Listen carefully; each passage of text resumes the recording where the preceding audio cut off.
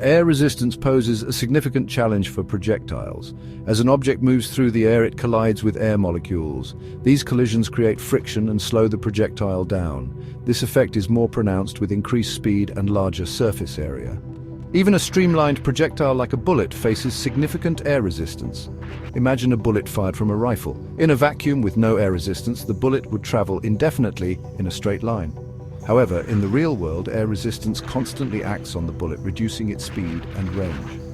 This resistance forces the bullet to follow a curved path, known as a ballistic trajectory.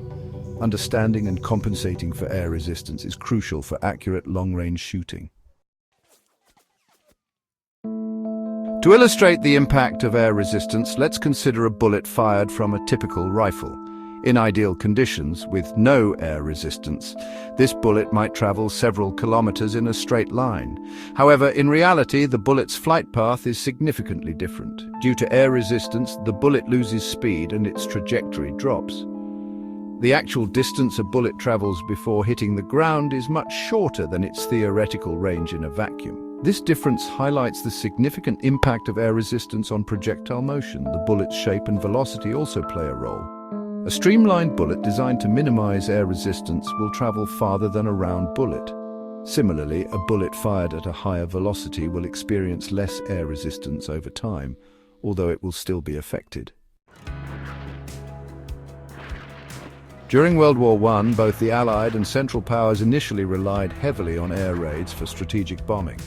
However, as the war progressed, advancements in anti-aircraft technology made air raids increasingly risky and less effective. This shift forced military strategists to explore alternative methods for long-range attacks. Germany, facing a stalemate on the Western Front, sought ways to strike deep into enemy territory. With their air force facing heavy resistance, they turned their attention to artillery. Could they develop a cannon capable of hitting targets far beyond the reach of conventional artillery? This question led to the development of the Paris gun, a super-heavy artillery piece designed to bombard Paris from an unprecedented distance.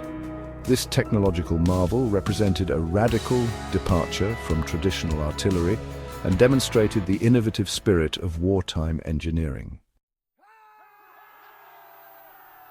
The Paris gun, also known as the Kaiser Wilhelm gun, was a technological marvel of its time. This long-range siege gun was specifically designed to bombard Paris from a distance of 115 kilometers or 71 miles away. Its immense size and power reflected Germany's determination to break the stalemate on the Western Front. The cannon's barrel alone measured a staggering 34 meters or 111 feet in length, and it weighed over 250 tons. It was mounted on a specially designed railway carriage, allowing for mobility and precise aiming. To achieve maximum range, the gun had to fire its projectiles at an extremely high angle. This firing angle sent the projectile soaring high into the stratosphere, reaching altitudes of up to 40 kilometers or 25 miles. At such heights, the air is significantly thinner, offering less resistance. This reduced air resistance was key to the Paris gun's incredible range. The projectile would then follow a parabolic trajectory, descending towards Paris at a steep angle.